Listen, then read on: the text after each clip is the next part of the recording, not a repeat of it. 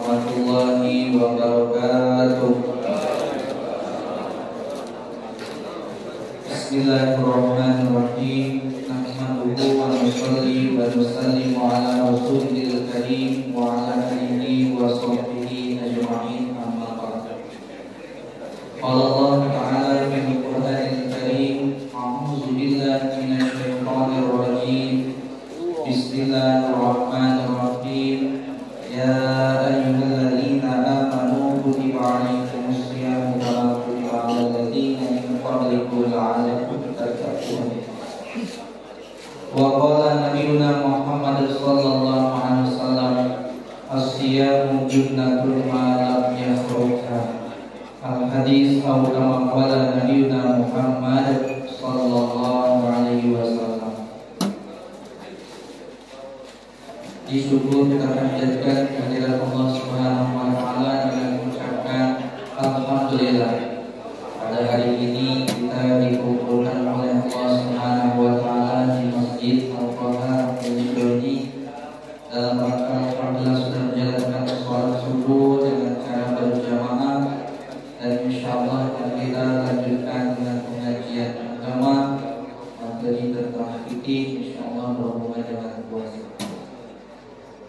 Salawat beserta salam tak lupa kita curahkan kepada junjungan kita baginda Nabi Muhammad sallallahu alaihi wasallam dengan mengucapkan Allahumma shalli ala sayyidina Muhammad wa ala ali sayyidina Muhammad. Mudah-mudahan kita semua pada hari kiamat mendapatkan syafaat dari beliau, amin ya rabbal alamin. Bapak dan Ibu yang dimuliakan Allah Subhanahu wa taala, yang pertama yang perlu kami sampaikan, kita sudah memasuki tanggal 2 Syawal. Maka sebentar lagi kita akan menyambut bulan suci Ramadan. Maka di bulan ini kami mengingatkan kepada bapak-bapak, ibu-ibu, kalau ada di tahun kemarin puasa Ramadan tahun 2024 mungkin ada yang belum dikodok, bisa jadi karena bapak-bapak mungkin safarnya perjalanan dan puasa, atau mungkin karena sakit, atau mungkin ibu-ibu bagian perempuan yang mungkin tahun kemarin ada yang datang bulan sebulan, seminggu misalnya gak puasa, maka kami mengingatkan di bulan Sya'ban ini hendaklah dibayar ataupun hendaklah dikodok. Jangan sampai bapak-bapak, ibu-ibu sehat, sempat, mampu untuk mengkodoknya dari bulan Syawal sampai ke bulan Sya'ban ini, tapi belum juga dikodok. Nanti ketika dia tidak ada uzur, dia lupa mengkodoknya ataupun sengaja sampailah datang bulan depan bulan Ramadan, maka kewajibannya jadi dua. Yang pertama, nanti setelah Ramadan, setelah Lebaran tetap harus dikodok puasa Ramadan tahun kemarin. Sesuai berapa hari yang akan puasa, 3 hari, 3 hari harus dikodok. Karena dia tidak mengkodoknya di tahun ini, sebelum datang Ramadan harus dapat denda, bayar kafarah, bayar fidyah. Jadi misalnya 3 hari, tadi kan 3 harinya dikodok, 3 hari juga bayar fidyah. Per harinya bayar fidyah 1 mud. 1 mud itu kalau dikeraskan kurang lebih 7 ons beras. Jadi 1 hari 1 mud 7 ons beras, 2 hari berarti 2 mud, 7 mud tambah 7 mud ya, 1,4 kilo kalikan ya, per harinya dendanya 1 mud. Itu bagi orang yang dia tidak ada uzur untuk mengkodoknya, padahal dia sehat, mampu untuk mengkodoknya. Maka kami sampaikan, sebelum datangnya bulan suci Ramadan, lunaskanlah, bayarlah kodok Ramadan di tahun kita. Kemudian dalam hadis baginda Nabi Sallallahu Alaihi Wasallam menjelaskan tentang keutamaan bulan Sya'ban ini. Beliau bersabda, "Dzalika syahrul yaqulun nasu baina Rajab wa Ramadan, wa huwa syahrul turfa'u fihi al-a'mal ila rabbil alamin, wa uhibbu an yurfa'a 'amali wa ana sha'imun." Kalau Rasulullah SAW, bulan Sya'ban adalah bulan di mana manusia umumnya lalai terhadapnya, yaitu bulan di antara Rajab dan Ramadan. Bulan tersebut adalah bulan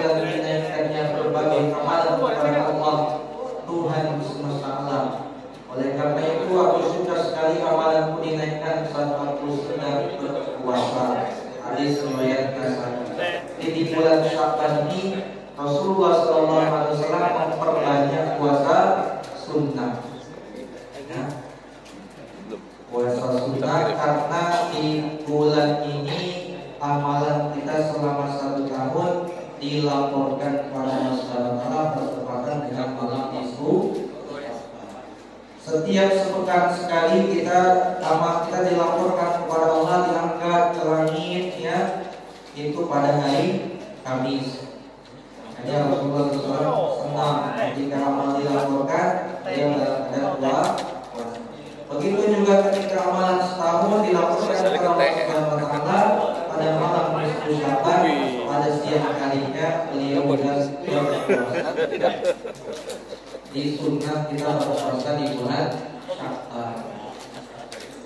Bahkan di sini diriwayatkan hadis diriwayatkan oleh Imam Bukhari dari Sayyidah Aisyah radhiyallahu taala anha, kana Rasulullah sallallahu alaihi wasallam yasumu hatta naqula la yuftiru wa yuftiru hatta naqula la yasumu.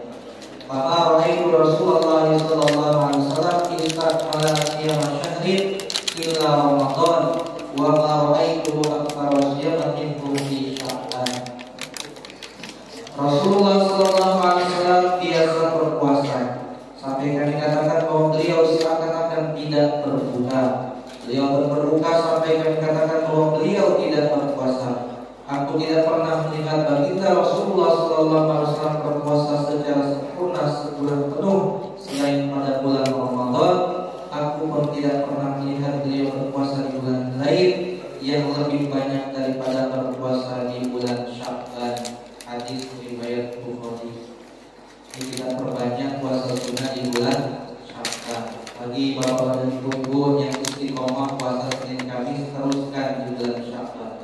Yang belum mulailah dilatih ya. Nanti hari Senin puasa sunnah hari Senin. Ya, walaupun mungkin Kamisnya belum, tidak apa-apa, coba dulu nanti latih. Sudah meningkat puasa Senin dan Kamis. Yang sudah istiqomah mau nambah lagi boleh puasa Daud, sehari puasa sehari tidak.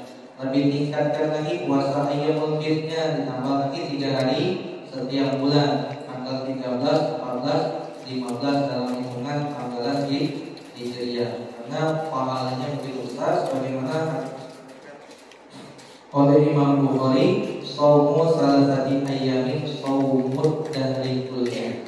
Puasa pada 3 hari setiap bulannya adalah seperti puasa sepanjang tahun.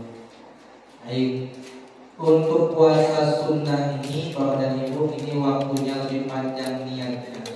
Berbeda dengan puasa Ramadan, puasa qadha, puasa nazar, puasa kafaroh. Kalau puasa-puasa tadi yang wajib kita laksanakan niatnya harus di waktu malam. Mulai dari maghrib sampai sebelum subuh itu harus niat. Kalau puasanya puasa wajib. Sampai ketika Ramadan ada sebentar lagi. Setiap malam untuk mazhab Syafi'i wajib berniat. Nah, memang dianjurkan ikut ke mazhab Imam Malik. Di malam yang pertama saya niatkan puasa selama 1 bulan. Kalau untuk mazhab Syafi'i mungkin lupa nanti kan kita bisa ikut ke pendapatnya Imam Malik. Dan penekanan dalam mazhab Syafi'i setiap malam puasa Ramadan karena puasa wajib niat. Ya, silakan mau mulai kapan niatnya, mau habis tarawih biasanya kita setelah witir boleh, sebelum sahur boleh, sebelum tidur silakan. Mulai dari maghrib sampai sebelum subuh kita harus niat puasa Ramadan setiap malam. Nah, berbeda dengan puasa sunnah.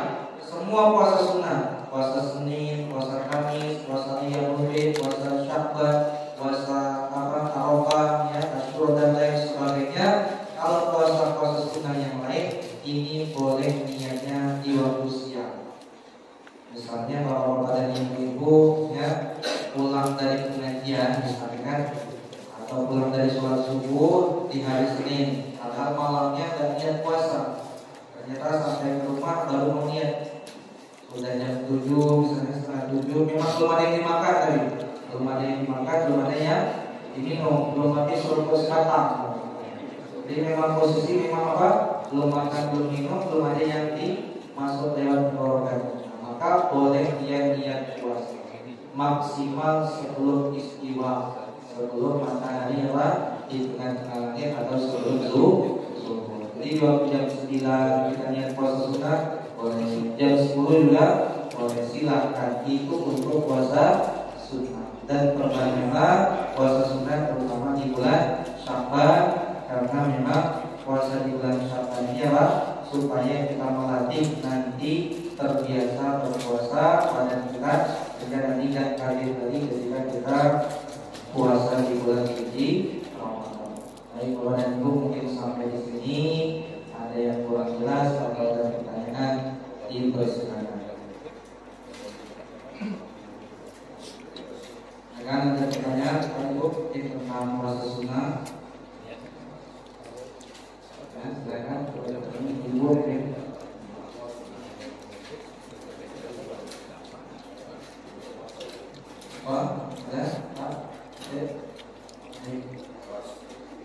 Kalau tidak ada kita lanjutkan.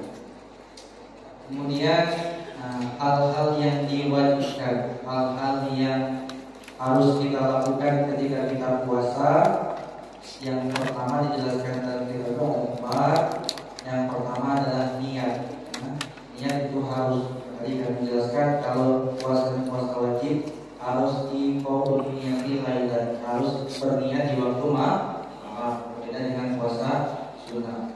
Kemudian yang kedua adalah yang harus kita lakukan ketika kita puasa, menahan dari makan dan minum. Ya, puasa berarti tidak makan, tidak minum, kecuali kalau lupa. Ya, memang lupa. Hari pertama Ramadan, pertama biasa pulang dari sholat subuh, ngopi, sedangkan tahu-tahu ke dapur, ibunya mungkin lagi pasar, ngopi, sarapan tuh habis, misalnya makanan kan. Tiba-tiba baru ingat kalau puasa makan tidak batal karena lu. Yang ketiga, menahan diri dari berhubungan suami istri mulai dari subuh sampai maghrib. Dan yang keempat, menahan jangan sampai muntah secara sengaja. Kalau tidak sengaja, muntahnya misalnya masuk angin atau naik mobil, naik motor karena lagi puasa kurang sehat, muntah, maka tidak batal karena tidak ada unsur kesengajaan. Itu halnya apa? Yang wajib ketika kita puasa. Selanjutnya ada hal-hal yang disunahkan ketika kita lagi puasa. Yang pertama adalah baik puasanya wajib ataupun puasa sunnah. Misalnya puasa Senin, puasa Kamis, puasa di bulan Sya'ban. Puasa sunnah dan puasa wajib ada yang disunahkan, di antaranya yang satu yaitu bersegera berbuka kalau sudah masuk waktu maghrib. Maka yang jadi patokan bukan azan maghrib, tapi masuk waktu maghrib. Karena banyak kejadian masjid musola kan, ada terlambatnya semenit misalnya karena muazzinnya sudah buka duluan, dan duluan habis sekolah mangkuk gitu kan, baru dia azan, kita tunggu tadi kan. Tidak, yang jadi patokan adalah jadwal waktu sholat. Karena nanti diusahakan kalau dapat kita jadwal waktu sholat di bulan Ramadan kita perbanyak dan kemudian dibagikan dalam hati, sehingga nanti kita tepat waktunya berbuka. Karena waktu berbuka itu sunnahnya disegerakan. Terutama biasanya bagi ibu-ibu, ya, ibu di dapur, ya, masih nanggung-nanggung belum selesai dikit lagi, sama waktu maghrib juga belum buka. Jangan, tinggalkan dulu, langsunglah berbuka walaupun seteguk air. Jadi kalau memang sudah waktu maghrib, disunahkan bersegera, jangan ditunda. Kemudian yang kedua, sunnah ketika kita puasa yaitu mengakhirkan makan sahur. Kalau berbuka segera buka, kalau makan sahur sunnahnya diakhirkan. Memang sudah masuk waktu makan sahur, waktu pertengahan malam masuk, tapi sunnahnya diakhirkan kira-kira kurang lebih, kalau baca Al-Quran kurang lebih 200 ayat, ya, mungkin sekitar 45 menit ataupun sekitar 1 jam lagi, ataupun mungkin ada yang makannya agak cepat, nanti 35 menit lagi ataupun 40 menit lagi sebelum subuh baru makan sahur. Jangan makan sahur jam 1 lah sahur, jam 2 lah sahur. Sunnah itu makannya di akhir. Kemudian disunahkan untuk buka tadi kalau ada bapak ibu bukanya tadi memakai yang dinamakan pakai kurma. Kalau ada itu mungkin kurma pisang, kurma buah atau segala bentuk kurma silakan. Kalau seumpama tidak ada kurma maka pakai minumlah air. Kalau ada air zam-zam, kalau tidak ada air, kalau misalnya kalau pakai apa dijelaskan di sini misalnya pakai kalau ada buah-buahannya segar misalkan pakai buah anggur, buah yang lain silakan. Dan biasanya kita ini pas buka puasa, pas azan atau waktu maghrib kita doa dulu gitu kan. Allahumma laka sumtu wa bika amantu wa ala rizqika aqtu bi rahmatika ya arhamar. Sebenarnya anjuran doanya setelah kita memecahkan puasa. Nah, misalnya pas waktu maghrib atau sudah waktu azan, baca Bismillahirrahmanirrahim dulu, ya. Kemudian baru baca doa. Zahabaz zamahu wa batallatil hurufu wa sabatal ajru insyaallah. Selama ini mungkin kita kan kalau waktu maghrib doa dulu baru buka. Padahal sunnahnya buka dulu baru doa. Kenapa? Karena menyesuaikan dengan maknanya. Zahabaz zamahu, haus telah hilang. Haus telah hilang itu kira-kira minum dulu atau doa dulu? Tapi kan minum dulu kan. Wabatallatil hurufu, tenggorokan sudah menjadi basah. Wasabatal ajru insyaallah. Pahala seharian puasa tadi tetap dapat insyaallah. Jadi kalau kita pertama kali pas azan, pertama kali pas waktu maghrib, kalau ada kurma makan kurma dulu Bismillahirrahmanirrahim atau minum, kemudian baru baca. Di selama ini kita langsung pas maghrib baca diganti. Nama lebih didahulukan bukanya baru baca. Tapi jangan sampai karena tadi ingin doanya setelah buka, akhirnya lupa doanya. Nah, apa namanya itu makan kurma, minum, bola di depan tadi kan, ada pempek segala macam, lupa doa. Bahkan lebih parahnya lagi sampai masuk puasa tapi ketinggalan sholat. Puasa ketinggalan sholat berjamaah, jangan ya. Kita ini puasa tujuannya adalah takut supaya meningkatkan ketakwaan. Jangan sampai sebelumnya rajin ya menjaga sholat dan pernah masbuk ya di bulan Ramadan malah jadi masbuk karena menikmati buka sekedarnya, setelah itu pergi ke masjid sholat berjamaah. Setelah sholat baru makan. Baik, sampai di sini mungkin ada pertanyaan dari Bapak dan Ibu mengenai puasa atau hal yang disunahkan.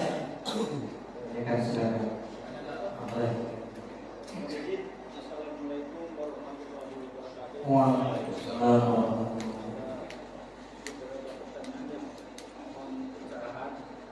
Pertama berkaitan dengan sahur.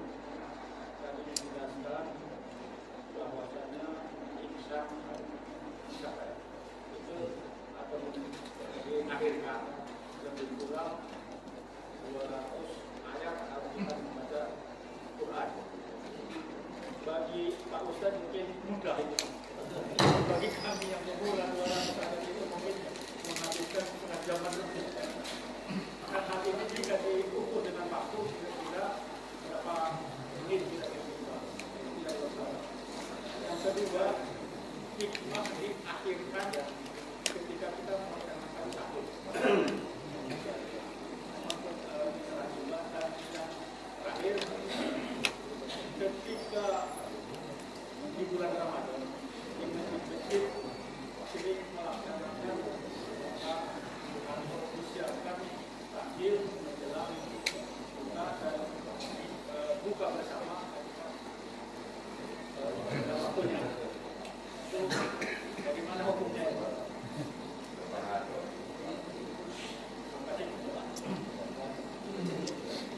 Baik, tadi diukur dengan jam atau dengan berapa menit sebelum subuh mengakhirkan sahur. Ya. Sebenarnya ini tergantung dari yang makan. Mas, memang posisi sebelum kita sebelum sahur kan sudah siap, kita baru niat lagi bukan ya? Memang sudah siap itu kurang lebih sekitar setengah jam. Ya. Tapi kecuali kalau makan lambat niat, yang makan menit. Nanti kan nanti tambah lagi. Kalau secara normal sebelum makan itu kurang lebih diakhirkan makan sahur kurang lebih sekitar setengah jam atau 45 menit sebelum subuh. Kalau diukur dengan waktu, jangan terlalu cepat. Walaupun mungkin ibu-ibu masak jam 2, tapi jangan langsung sahur jam setengah 3. Nanti mungkin sholat sunnah dulu, tahajud dulu, baca Al-Quran dulu. Nanti kira-kira setengah jam lagi ataupun 45 menit lagi kurang lebih baru makan. Jangan di makanan itu jangan buru-buru. Tadi sebenarnya kurang lebih sekitar 30 menit atau 45 menit sebelum subuh.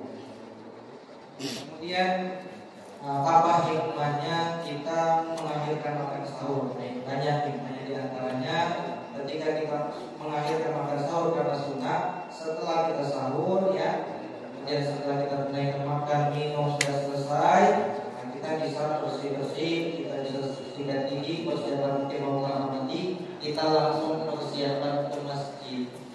Kalau kita makan sahurnya diakhirkan, jadi waktunya kita terlalu jauh dengan subuh. Nah, ketika kita mendahulukan makan sahur, meninggalkan sunnah tadi kan, makan sahur jam 2, kemungkinan besar tidur lagi. Secara kesehatan tidak bagus setelah makan tidur. Habis makan kenyang misalnya kan, langsung tidur. Satu, secara kesehatan tidak baik. Kemudian yang kedua, takutnya kebablasan. Subuhnya kesiangan. Puasa tapi kesiangan ataupun meninggalkan sholat jangan. Makanya sunnahnya diantaranya mengakhirkan makan sahur supaya kita persiapan untuk melaksanakan sholat subuh secara berjamaah. Kemudian baik di bulan Ramadan menyediakan masjid yaitu takjil ataupun untuk berbuka puasa. Ini sangat dianjurkan, yang hukumnya sunnah.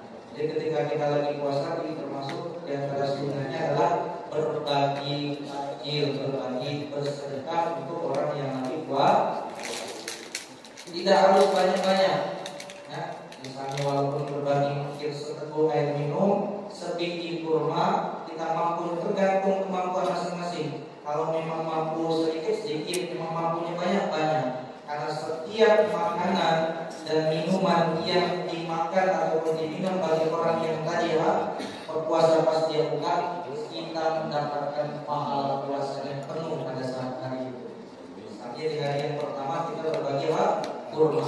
Ada misalnya 7 orang yang mencicipi kurma kita, 7 orang kita mendapatkan pahala puasanya, pahala sholatnya, pahala bacaan Al-Qurannya, pahala doanya. Orang pahala bagi orang yang bersedekah takjil di bulan suci. Di Bapak-bapak, ibu-ibu ketika di bulan Ramadan, baik mungkin dijadwalkan siapa yang berbagi takjil menyiapkan takjil di masjid, ataupun bukan jadwalnya, silakan menyiapkan takjilnya ataupun bukannya diperbanyak karena diniatkan untuk di masjid atau mungkin untuk fakir miskin, yatim piatu, karena pahalanya begitu besar. Kita akan mendapatkan pahala puasanya sehari 30 hari, kalau bisa 30 hari juga kita berbagi takjil sesuai dengan kemampuan di pahala. Ada lagi?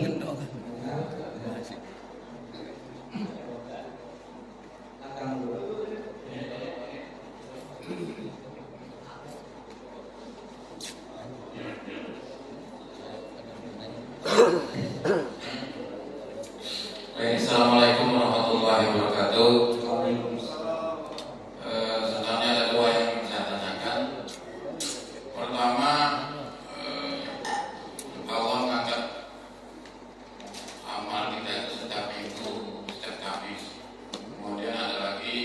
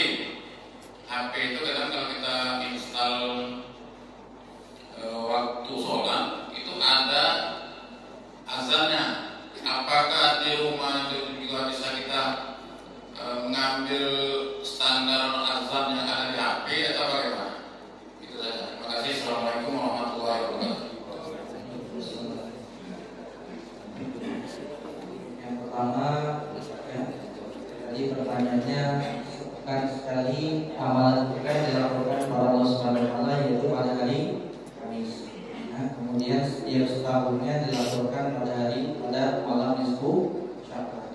Ya kan kenyataannya kalau di kantor itu nanti kalau sudah ada laporan mingguan nanti nggak ada laporan tahunan. Baik, ini apa saja yang dilaporkan kepada Allah Subhanahu wa taala, di antaranya amal-amal kita, baik itu amal soleh ataupun amal buruk ya. Setiap amal kita itu bahkan sholat kita itu setiap kali sholat itu juga naik. Dalam hadis itu diceritakan setiap selesai kita sholat kita itu akan dibawa naik ke langit ya. Itu mau sampai nanti tergantung. Kalau sholatnya berkualitas, sholatnya menjaga wudhu secara sempurna ya, apalagi dengan berjamaah, dia akan seperti kain putih dalam hadis itu diceritakan, sehingga dia menjadi baik, akan merubah kehidupannya. Tapi ketika sholatnya di luar waktu, misalnya kan pakai pakaian yang asal-asalan, gerakan tidak menjaga tumanina, maka itu ibaratkan seperti kain buruk. Jangankan mau naik sholat tadi, tapi dia belum sampai ke langit yang pertama langsung dikembalikan kepada seakan-akan dilemparkan ke muka orang yang sholat, karena saking buruknya sholatnya atau musikus sholat orang yang buruk dalam melaksanakan sholat. Jadi memang itu amalan-amalan kita ini akan dilakukan kepada Allah Subhanahu wa taala. Dan tadi termasuk diantaranya mungkin sholat kita, mungkin dalam pekan itu seminggu itu ada puasa sunnah, berapa juz baca Al-Quran, berapa banyak kita silaturahmi, berapa banyak bersedekah, berapa banyak amal-amal kita, amal ibadah kita, atau mungkin dosa-dosa kita. Nah itu akan dilaporkan pada hari Kamis. Makanya ketika hari Kamis itu amalan dilaporkan, itu Rasulullah beliau sudah berpuasa. Kemudian memang ada riwayatnya, termasuk diantaranya ketika malam nisfu Sya'ban itu dilaporkan kembali, ibaratnya dalam lembaran-lembaran lagi, dan malaikat mencatat amal baik dan malaikat mencatat amal buruk. Nah itu dilaporkan, ibaratnya didata, disesuaikan, kemudian nanti dilaporkan semuanya kepada Allah Subhanahu wa taala. Itu pas malam tahunan itu di malam nisfu Sya'ban. Nah seluruhnya ada peluang kita pas malam nisfu Sya'ban itu, peluang dosa-dosa kita diampuni, mendapatkan rahmat Allah pada malam nisfu Sya'ban, kecuali bagi orang-orang yang menyekutukan Allah, bagi orang-orang yang dia tukang sihir, bagi orang yang memutuskan tali silaturahmi, bagi orang yang durhaka pada orang tua. Di malam itu mereka tidak akan mendapatkan rahmat dari Allah. Di pas malam nisfu Sya'ban itu amalan diangkat, siangnya kita disunahkan untuk puasa ya, tanggal 15 termasuk ayyamul bidnya kan, 3 hari puasa ya dianjurkan. Jadi itu memang begitu aturannya, memang sepekan sekali amalan dilaporkan, nanti per setahun sekali juga amalan kita dilaporkan. Namun nanti setelah berhari kiamat masih ada Bapak Ibu yang tidak tercatat dalam buku catatan amal, yang masuk. Malaikat semua sudah laporkan amalan kita, tapi ternyata masih ada. Ditanya oleh ulama hukum itu sudah semua gitu kan, masih ada yang belum tercatat, kata malaikat sudah semua. Ternyata masih ada yang belum tercatat di dalam catatan malaikat. Apa itu? Zikir dalam hati. Zikir dalam hati kita mengucapkan subhanallah, alhamdulillah, semua zikir dalam hati itu belum tercatat dalam catatan amal, karena malaikat tidak tahu apa yang kita zikirkan di dalam hati. Maka termasuk zikrul qalbi ya, zikir dalam hati itu termasuk juga zikir yang utama, nanti panennya pada hari kiamat.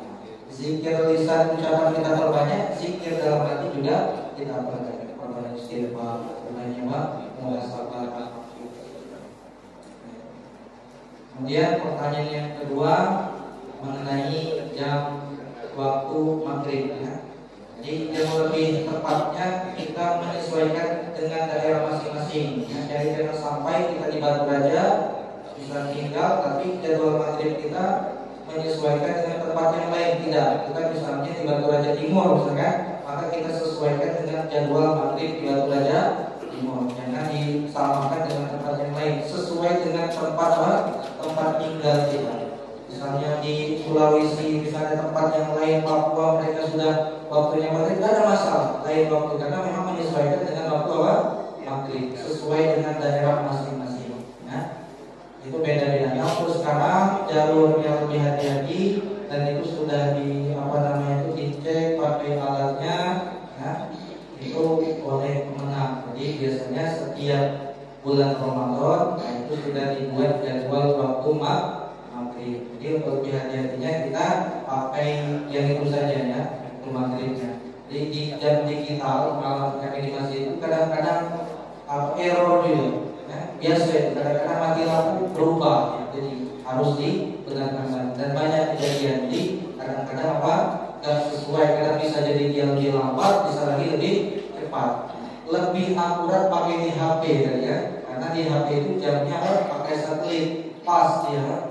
Kadang-kadang disesuaikan antara jam digital di masjid dengan di HP, bisa berbeda ya, karena tadi lain namanya. Jadi kalau seumpama misalnya di jadwal kita contohnya maghrib jam 6.20, masih HP kita jam 6.20, silakan terbuka, karena sesuai dengan dengan jadwal. Kecuali kalau HP-nya jam-jam yang harus diaturkan dulu kan, ada zaman dulu kan. Kalau hidupkan HP jamnya kan diaturkan dulu, bisa error juga. Nah, kalau zaman sekarang HP yang sekarang ini dia langsung otomatis dia buka HP itu jamnya langsung atur sendiri, sesuai tepat, karena canggihnya sama. Nah, jadi yang kita lakukan misalnya pas tertinggal di Kota Timur, misalnya kita punya aplikasi waktu maghrib, nah, azan sesuai memang dengan kemenang tadi jadwal boleh kita berbuka.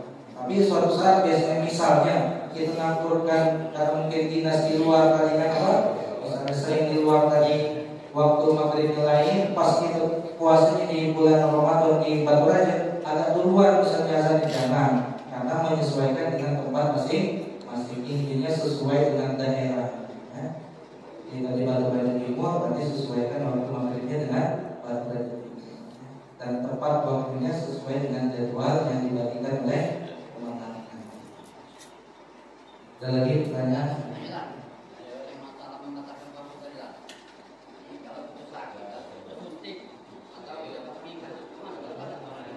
Yang disuntik namanya?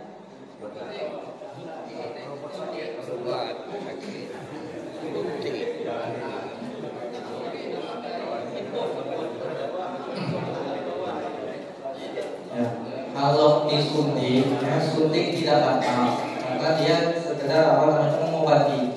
Ya, kalau suntik, ya. Kecuali kalau suntiknya lewat jalan kubur atau jalan kubur, atau lewat misal telinga, misalnya kan ada yang masuk disuntik ke akal. Tidak lewat ke anggota rongga. Rongga itu tingkat rongga mulut, hidung, telinga kanan, telinga kiri, kubur bagian depan, tubuh bagian belakang. Jadi kalau bukan disuntik bagian yang tadi tidak dan biasanya disuntik biasa bagian belakang itu tidak batal. Yang batal infus. Kalau infus itu kan memasukkan makanan itu batal, karena sebagai ganti dari makanan makanya disuntik tidak batal, yang batal lagi. Sekarang berikut.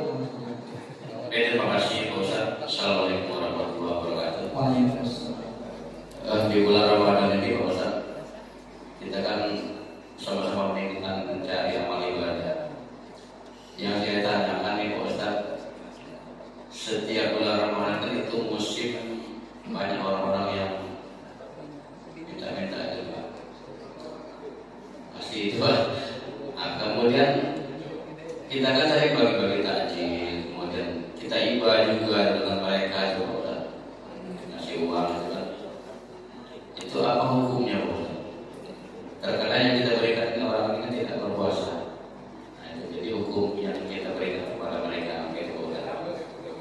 Assalamualaikum warahmatullahi wabarakatuh.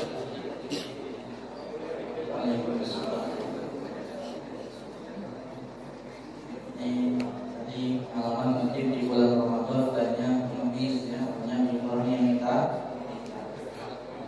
Kalau memang kita ada beri, ya, terserah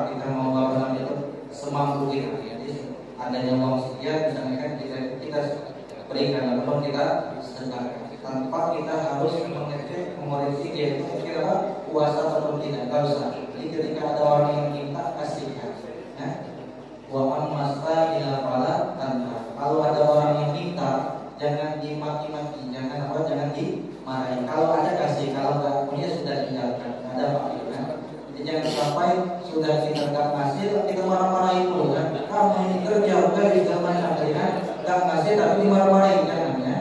Jadi kalau semua memang ada rezeki kita beri, kita bagi. Kalau tidak ya kita apa yang bisa kasih. Jadi ada kata-kata yang baik itu di bulan Ramadan maupun di sekali bulan Ramadan.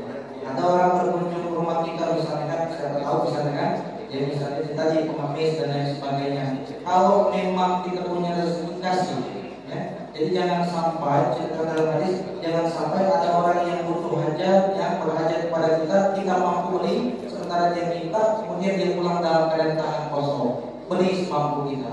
Siapa tahu mungkin jadi dari jauh memang butuh dan lain sebagainya, tanpa harus uzon. Nah, kami ini sebenarnya orang kaya, tidak usah ya. Kalau dia minta tadi kasih semampu kita, tidak usah kita uzon. Ya. Buruk sangka pada dia tadi. Nanti digunakan untuk ini, untuk itu tidak usah. Yang penting kewajiban kita ketika ada orang yang datang yang mungkin minta dan sebagainya, kasih dengan semampu. Mampunya sedikit besar, mampunya kecil ya. Jadi tetap dikasih. Lagi pertanyaan? Lain saja.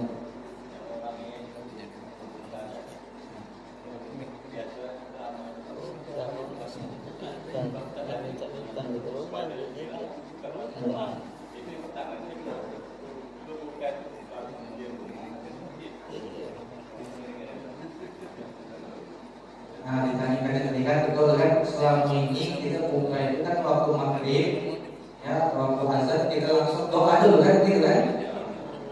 Langsung kita baca Allah kasubuh di kamar, wala kita aktor. Tapi kita itu rukun dari dulu memang diajarkan itu kan. Ternyata kalau diteliti artinya Pak, itu Allahumma lakasubuh, untukmu aku telah buat. Wa bika amantu padamu aku beriman. Wa ala rizqika aku atas rezekimu ini Allah yang sudah kami titipkan kami berbuka. Ya, ya rahmatika ya arhamar rahimin. Itu yang biasa kita baca doanya kan. Sebenarnya malah yang dianjurkan zahabat zumahu. Ya. Zahabat zumahu wa batalatil buruku wa sabatal ajru insyaallah ta'ala. Jadi dua-duanya kita pakai. Doa yang biasa kita baca ketika buka itu kita baca zahabat zumahu juga dibaca. Belum hafal, bagikan, cari di Google misalkan zahabat zumahu langsung muncul kan zaman sekarang ya. Doa ketika puasa dan termasuk muncul juga doa apa? Zahabat zumahu. Zahabat zumahu tadi kami jelaskan haus telah hilang. Kira-kira misalnya pas kita buka puasa waktu maghrib kita baca doa zahabat zumahu, haus telah hilang. Haus hilang itu minum dulu apa? Doa dulu. Minum dulu kan? Baca doa kan? Zahabat zumahu, haus telah hilang kan? Karena menyesuaikan dengan arti. Nah selama ini ada masalah ya tetap boleh silakan. Cuman lebih tepatnya itu baca doa itu setelah nyicipi ataupun setelah mengerjakan puasanya. Selama ini kan ada masalah bukan batal tidak boleh. Cuman lebih pasnya, lebih tepatnya baca Bismillahirrahmanirrahim kalau ada kurma, kalau nggak ada kurma pakai minum baru baca doa. Nah untuk tahun ini bukan dulu baru doa. Cuma tadi catatan jangan lupa doa, ya. Jangan lupa kita harus pertanyaan karena di waktu buka itu waktu yang mustajab, waktu yang dikabulkan. Apa lagi kedua tadi pertanyaan? Oh ya. Pertanyaannya lebih utama bukan di rumah atau lebih utama bukan di masjid kan tuh, ya. Kalau memang lagi kumpul keluarga misalnya hari pertama tetap diutamakan di rumah dulu. Nanti mungkin ada kawan-kawan ngajak buka bersama di masjid, ya kita buka bersama di masjid. Sebenarnya tidak ada yang lebih utama silakan melihat dari apa situasi dan kondisinya. Perbukaan di masjid boleh, perbukaan di rumah juga. Jangan selalu di rumah, sekali kadang-kadang di masjid. Ya. Masalah pulang rumah terus. Padahal kawan-kawan yang jadi bukan bersama di masjid. Untuk lebih utamanya tidak ada yang lebih utama, cuman memang perlu kita menjalin silaturahmi, memperbanyak dengan keluarga dulu. Jadi mengawalinya di rumah dulu yang pertama. Hanya yang selanjutnya lagi hanya ibu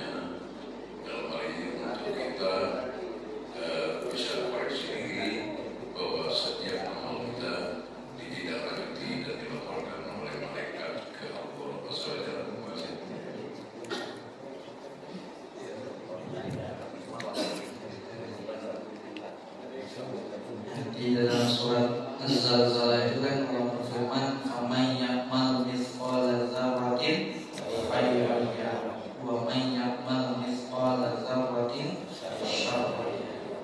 Barang siapa yang beramal kebaikan walaupun sekecil isawi pun dia akan melihat. Barang siapa yang beramal keburukan walaupun sekecil biji sawi pun dia akan melihat. Jadi setiap amal kita nanti akan diperlihatkan oleh Allah Subhanahu wa taala CCTV-nya. Makanya wallahu alimun bidzatis sudur, wallahu khabirun bima ta'malun. Allah Maha teliti ya, dengan apa yang kita kerjakan.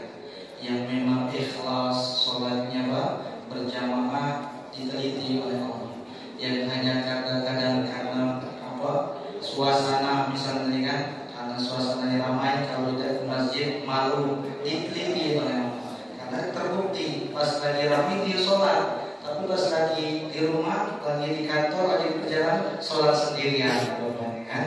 Jadi semuanya dicatat, dilihat oleh Allah SWT dan akan diputar kembali tergantung dengan amal dan baik.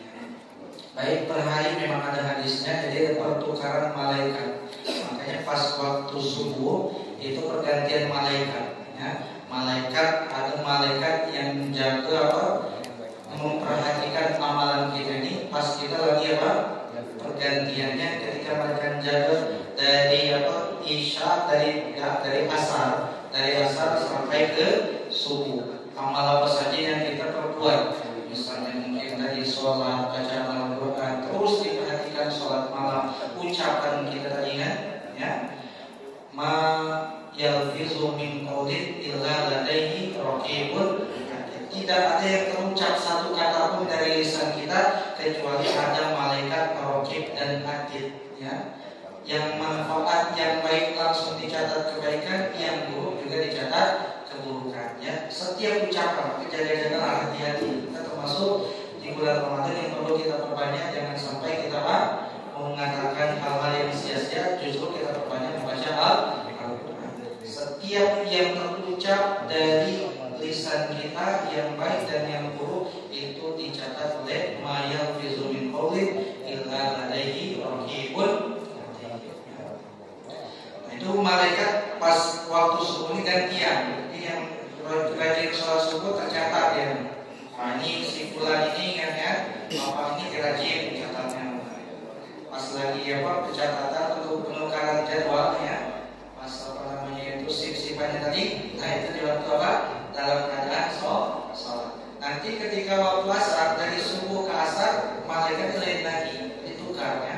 Ada yang sip-sipan malaikat dari subuh ke asar, ada yang asar ke subuh per hari. Yang untuk mengoleksi atau mencatat setiap amal baik kita dan amal buruk kita. Dan itu akan kita hasilkan, akan kita panenkan pada hari kiamat. Bisa jadi yang mungkin dalam sehari itu kata-kata ucapan-ucapan kita itu menurut kita kata-kata yang biasa, gak ada masalah.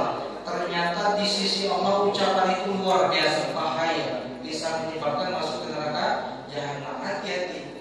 Dan bisa jadi mungkin menurut kita itu sedekahnya itu sedikit, separuh biji kurma ya, walau biji kita cuma setengah dari biji kurma tadi kita sedekahkan, karena memang adanya itu ternyata bisa jadi menyelamatkan kita dari api neraka. Intinya itu bagaimana gambarannya memang itu ada per hari Kamis itu mengatur juga dijelaskan ya, amalan kita dilakukan, dan untuk itu per bulan tidak ada hadisnya, dan per tahunnya kita tadi bahas malam disebut seperti apa gambarannya, bentuknya seperti apa, kertasnya, wallahu a'lam. Karena berdasarkan dengan hadis Nabi Muhammad Sallallahu Alaihi Wasallam, intinya perlu kita perbanyak. Dan amal ini yang perlu kita perbaiki bukan banyaknya, tapi ahsan. Alladzi khalaqal mauta wal hayata liyabluwakum ayyukum ahsanu amala. Allah lah yang menciptakan kehidupan kematian ya. Alladzi khalaqal mauta wal hayata liyabluwakum, supaya Allah menguji siapa yang paling baik amalnya, bukan yang paling banyak, bukan aksa, tapi yang paling baik. Sholatnya terbaik bagi bapak-bapak di masjid, nah itu ya. Kemudian yang terbaik ketika dia sholat sunnahnya perbanyak di rumah. Itu yang terbaik, paling baik. Itu yang dipuji oleh Allah Subhanahu wa Ta'ala. Perbanyak amal-amal. Jadi mengalir ya. Per harinya ada malaikat, kemudian per minggu kita hari Kamis, setiap tahunnya pas malam disebut. Ini pas malam disebut sampai itu kan diajukan bagi yasin. Dan ulama-ulama dulu perbanyak, mungkin ada sholat tasbih, perbanyak doa, ibadah itu bagus, tidak ada masalah. Itu ada banyak. Ada lagi pertanyaan? Pak. Dari belakang. Assalamualaikum warahmatullahi wabarakatuh. Waalaikumsalam. Ini bukan untuk saya. Jadi pertanyaan ini mungkin buat ibu yang lupa atau belum tahu tentang mandi janabah pada bulan puasa.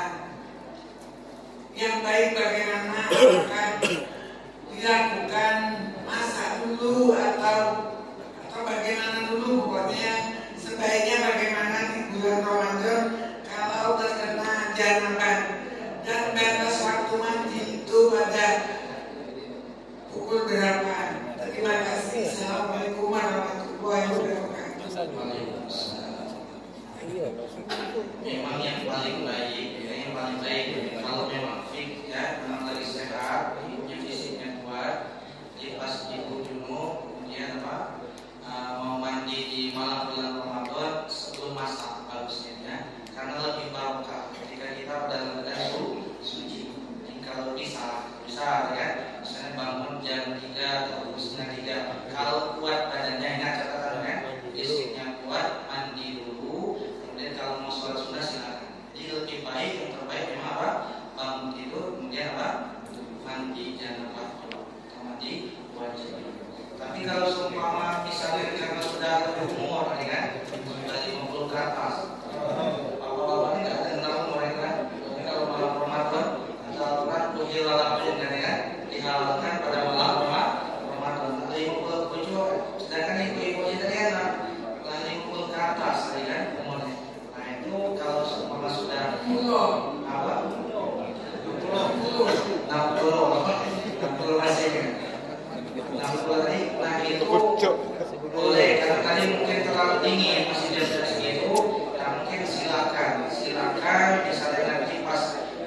kira-kira sudah masak, atau pokoknya sampai lebih baik itu sebelum subuh. Nah, jadi misalnya pertama itu mau kita mau masak dulu karena melihat kondisi badan tadi sudah di umur 60-an tadi, belum keluar mandi, mungkin makan dulu, cuma bersih-bersih dulu walaupun mandi kan, nanti kira-kira subuh mandi. Jadi lebih utama diusahakan tetap sebelum subuh. Nah, kalaupun seumpama misalnya subuh, tetap boleh silakan. Karena kan junubnya di waktu malam, mandinya yang setelah subuh tetap mandi. Ya. Jadi bukan berarti itu jadi batal atau tidak. Lebih utamanya itu sebelum subuh supaya kita lebih leluasa. Karena waktu kan belum puasa tadi kan. Mau kita gosok-gosok bagian bagian belakang, bagian itu sela-selanya, kemudian kita mau segala macam bebas karena belum wajib puasa. Sementara kalau sudah masuk waktu subuh baru kita mandi wajib, nah itu kita harus hati-hati, jangan sampai ke bagian rongga tadi, lubang tadi jangan sampai masukkan air. Dia lebih utamanya kalau yang sudah sepuh tetap sebelum subuh. Itu juga kita semua sebenarnya untuk mandi junubnya ketika di bulan Ramadan sebelum subuh supaya kita lebih leluasa, lebih fitnah, lebih bisa meratakan air untuk bagian-bagian yang bagian belakang atau bagiannya, ya gitu kan. Lagi, Ini Pak. Ya silakan.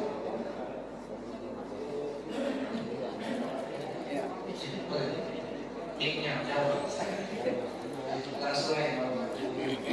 Ini Pak, tentang hubungan dan sikap kita. Seandainya kita berdoa itu tentang makbul dan kabul doa ini Pak. Tolong dijelaskan Pak. Dengan kabul, dia ijabah dengan ininya sikap kita terhadap doa tersebut Pak. Coba diulang sekali tentang perbedaannya apa tentang kabul dan makbul.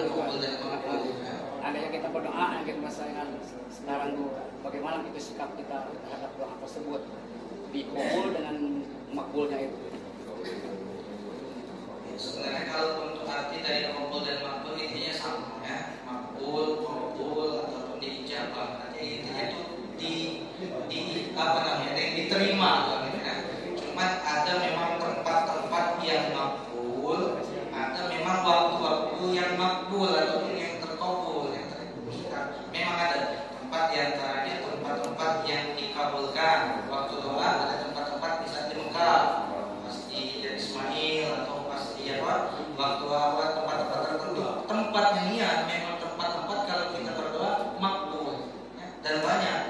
Kemudian ada waktu-waktu yang makbul. Tadi kan tempatnya, tempat-tempat yang mulia, tempat-tempat yang makbul. Nah sekarang waktu-waktu yang makbul. Nah di antaranya waktu-waktu yang doa kita makbul setiap hari Jumat setelah asar sebelum maghrib. Itu waktu doa yang makbul, kabul ataupun ijabah sama saja itu sifatnya kan. Nah kemudian di antaranya juga setelah sholat fardu. Di antara dua khutbah, khutib lagi dulu di antara dua khutbah itu juga waktu doa kita yang makbul, waktu doa kita yang dikabulkan oleh dan waktu pas setelah sholat tahajud ya, waktu setelah kita sholat tahajud tengah malam misalnya sepertiga malam, nah itu waktu-waktu yang makbul ya. Jadi silakan kita perbanyak, mungkin pas memang tempat yang mudah dikabulkan kita perbanyak doa, mungkin juga di waktu-waktu yang makbul tadi kita perbanyak doa. Cuman catatan kalau kita koreksi mungkin pelan misalnya sudah tempat yang makbul itu juga dikabulkan, waktu yang makbul mungkin juga belum dikabulkan, berarti ada masalah. Ada seseorang diceritakan dalam kitab hadis itu, seseorang dia berpakaian compang cantik, kotor dalam keadaan fakir miskin, minta kepada Allah yang minta itu, tapi tidak dikabulkan dengan ternyata apa?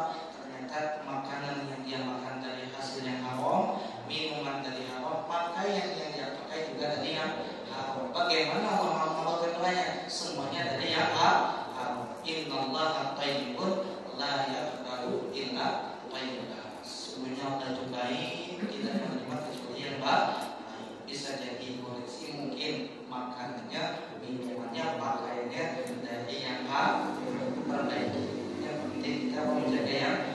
hal supaya doa kita makbul, qabul, ijabah, mustajabah. Sama sekali. Berarti kita sempurnakan